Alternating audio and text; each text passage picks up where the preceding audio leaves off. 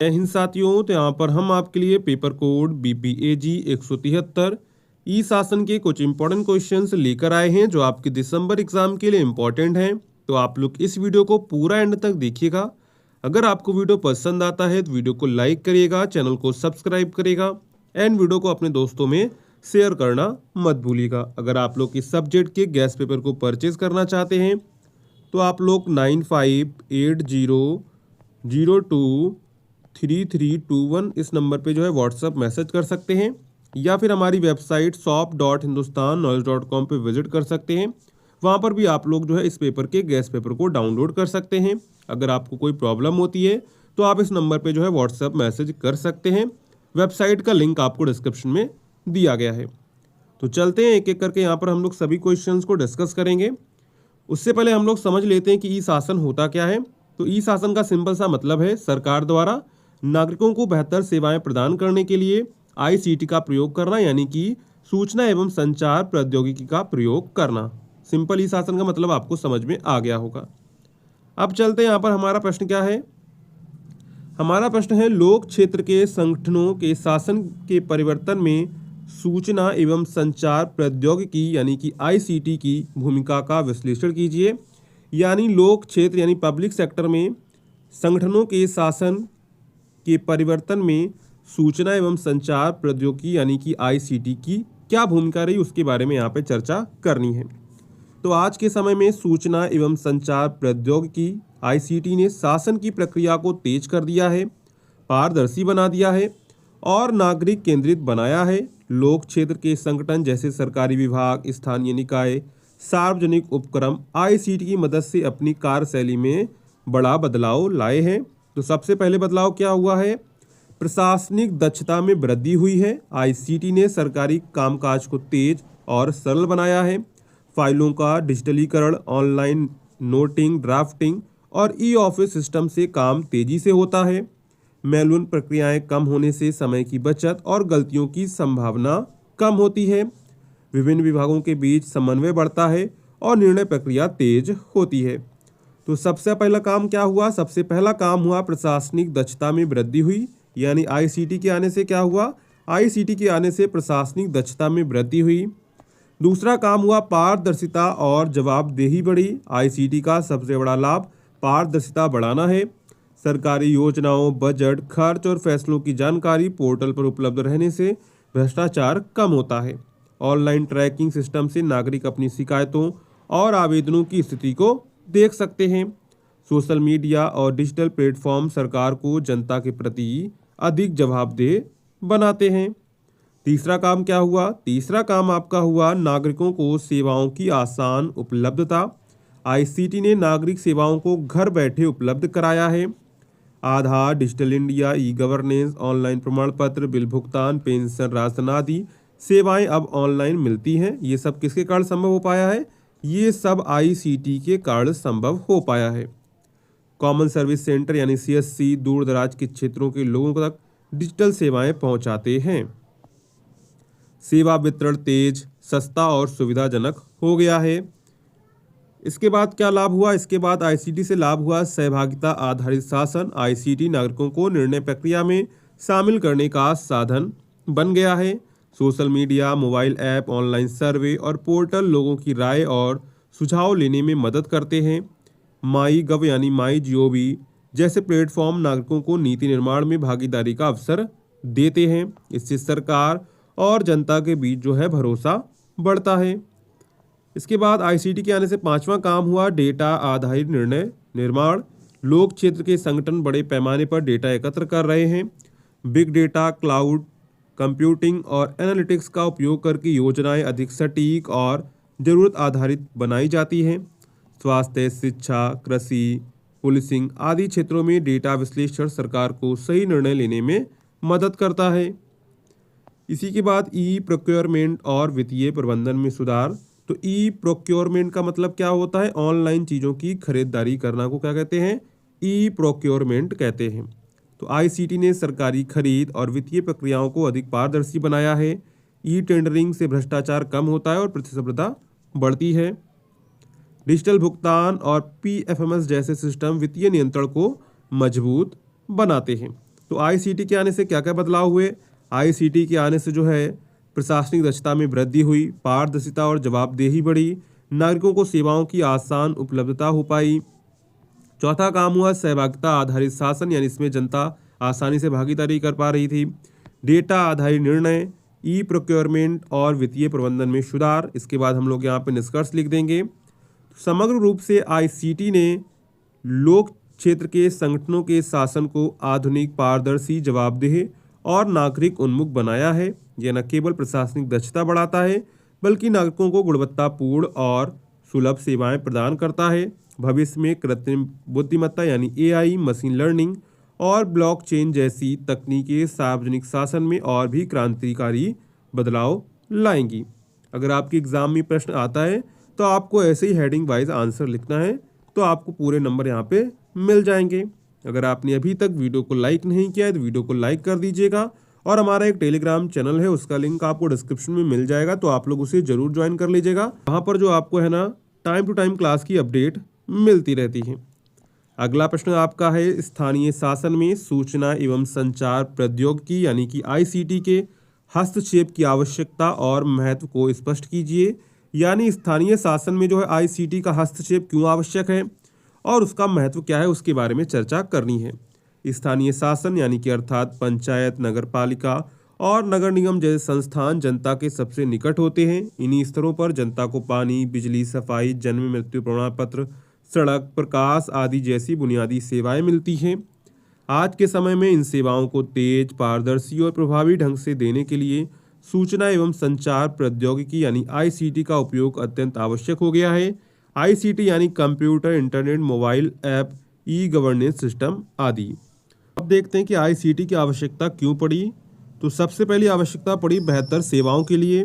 स्थानीय निकायों के पास सीमित संसाधन होते हैं और काम का बोझ अधिक होता है।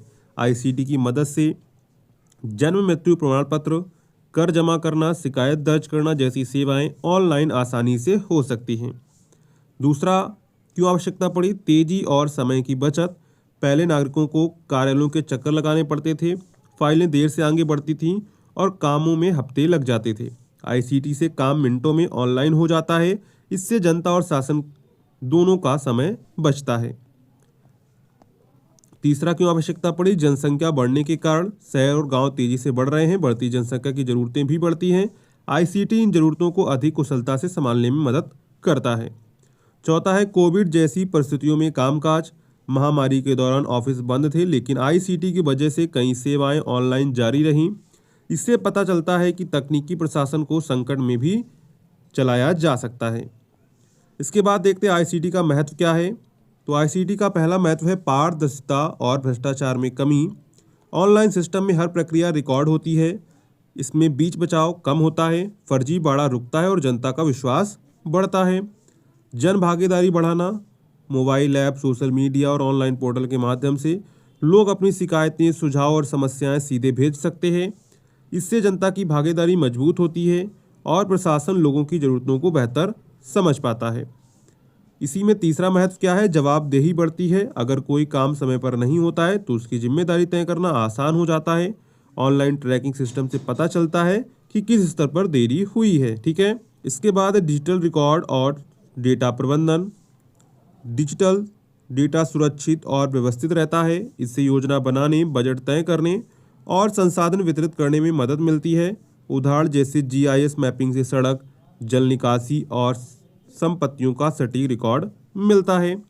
राजस्व बढ़ता है। ऑनलाइन टैक्स संग्रह, संपत्ति कर, पानी, बिजली बिल आदि से पैसे समय पर और अधिक मात्रा में जमा होते हैं। इससे स्थानीय निकायों की आर्थिक स्थिति सुधरती है। तेज निर्णय निर्माण। डिजिटल डेटा विश्लेषण में समस्याओं का समाधान जल्दी हो जाता है और योजनाएं अधिक वैज्ञानिक तरीके से बनती हैं। इसके बाद हम लोग यहाँ पे निष्कर्ष लिख देंगे। स्थानीय शासन में आईसीटी का उपयोग न केवल प्रशासन को आधुनिक बनाता है बल्कि सेवाओं को तेज, पारदर्शी और भरोसेमंद भी बनाता है। यह नागरिकों को और शासन के बीच दूरी कम करता है, जनता की भागीदारी बढ़ाता है और विकास कार्यों को अधिक प्रभावी ढंग से लागू करने में मदद करता है। इसलिए आईसीटी का हस्तक्षेप आज स्थानीय शासन के लिए आवश्यक ही नहीं बल्कि अनिवार्य हो गया है। तो यहाँ पर हमारा प्रश्न क्या था? हमारा प्रश्न था कि लोक प्रशासन में जो है आईसीटी का हस्तक्षेप क्यों आवश्यक है और उसका क्या महत्व है। तो सबसे पहले हमने देखा आईसीटी की आवश्यकता, आईसीटी का महत्व, इसके बाद हम लोग यहाँ पे निष्कर्ष लिख देंगे। इसके बाद आपका अगला प्रश्न है, राष्ट्रीय इलेक्ट्रॉनिक्स नीति 2019 की प्रमुख विशेषताओं पर चर्चा कीजिए। राष्ट्रीय इलेक्ट्रॉनिक्स नीति यानी national electronics policy NEP 2019 Bharat में इलेक्ट्रॉनिक्स निर्माण को बढ़ावा देने, वैश्विक प्रतिस्पर्धा बढ़ाने और रोजगार के बड़े अवसर पैदा करने के उद्देश्य से बनाई गई थी। यह नीति देश को एक वैश्विक इलेक्ट्रॉनिक्स विनिर्माण हब बनाने की दिशा में महत्वपूर्ण कदम माना जाता है। इसकी प्रमुख विशेषताएं निम्नलिखित हैं। सबसे पहली विशेषता क्या थी? इलेक्ट्रॉनिक्स विनिर्माण को बढ़ावा देना। इस नीति का मुख्य लक्ष्य इलेक्ट्रॉनिक्स निर्माण को मजबूत करना। नीति में निर्धारित किया गया कि 2025 तक भारत में 400 बिलियन अमेरिकी डॉलर का इलेक्ट्रॉनिक्स निर्माण हो और उत्पादन क्षमता कई गुना बढ़े। इसके लिए सरकार ने विनिर्माण कंपनियों को वित्तीय सहायता, अनुदान और कर प्रोत्साहन देने की व्यवस्था की। इसी में आपकी दूसरी विशेषता है इलेक्ट्रॉनिक कंपोनेंट और सेमीकंडक्टर निर्माण पर जोर। भारत अभी भी इलेक्ट्रॉनिक कंपोनेंट्स आयात करने पर निर्भर है। नीति 2019 में इस कमजोरी को दूर करने के लिए semiconductor, wafer fab, display fab, sensor, chips और अन्य कंपोनेंट्स के घरेलू उत्पादन को बढ़ावा दिया गया। इससे इलेक्ट्रॉनिक सप्लाई चेन में आत्मनिर्भरता बढ़ाने का लक्ष्य है। तीसरी विशेषता क्या है? अनुसंधान एवं विकास को प्रोत्साहन। नीति में अनुसंधान एवं विकास प्रोत्साहन यानी आरडी को बढ़ावा देने के लिए विशेष प्रोग्राम शुरू किए गए। सरकार ने इलेक्ट्रॉनिक्स डिजाइन, नई तकनीकों, ऑटोमेशन और उभरते क्षेत्रों जैसे एआई, आईओटी, मशीन लर्निंग आदि में नवाचार को प्रोत्साहित करने की व्यवस्था की। स्टार्टअप और नवाचार आधारित कंपनियों को भी वित्तीय सहयोग दिया जाता है। इसी में अगली विशेषता इलेक्ट्रॉनिक्स डिजाइन एवं सिस्टम का विकास। नीति का उद्देश्य भारत को साफ विनिर्माण केंद्र ही नहीं बल्कि इलेक्ट्रॉनिक डिजाइन हब बनाना भी है। ईएसडीएम सेक्टर को बढ़ावा देने से उच्च मूल्य वाले उत्पादों का उत्पादन और डिजाइनिंग जैसे मोबाइल फोन, एलईडी उत्पाद, ऑटोमेटिव इलेक्ट्रॉनिक्स देश में ही विकसित किए जा सकें।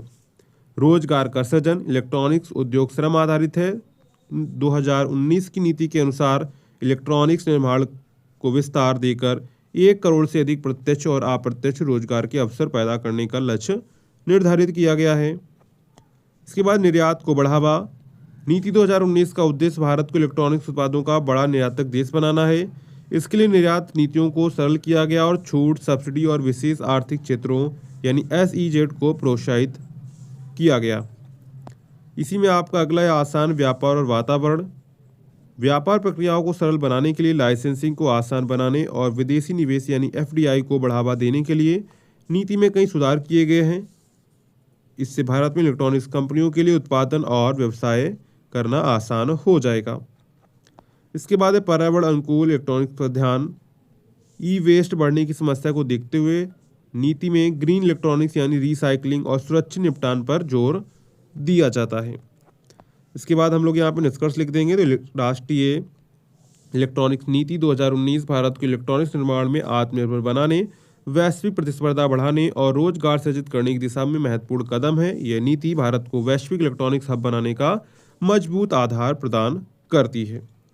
तो ये आपके कुछ पेपर कोड बीपी एजी 173 के इम्पोर्टेंट क्वेश्चंस थे। अगर आपको ये वीडियो पसंद आई हो तो वीडियो को लाइक करिएगा, चैनल को सब्सक्राइब करिएगा, इन वीडियो को अपने दोस्तों में शेयर करना मत भूलिएगा। और अगर आप लोग गैस पे परचेज करना चाहते हैं तो आप लोग 9580023321 इस नंबर पे जो है व्हाट्सअप मैसेज कर सकते हैं। ठीक है, 023321। ठीक है, इस नंबर पे आप लोग जो है व्हाट्सएप मैसेज करके भी गैस पेपर को परचेज कर सकते हैं। अगर आपको कोई प्रॉब्लम होती है तो आप कमेंट करके बताइएगा।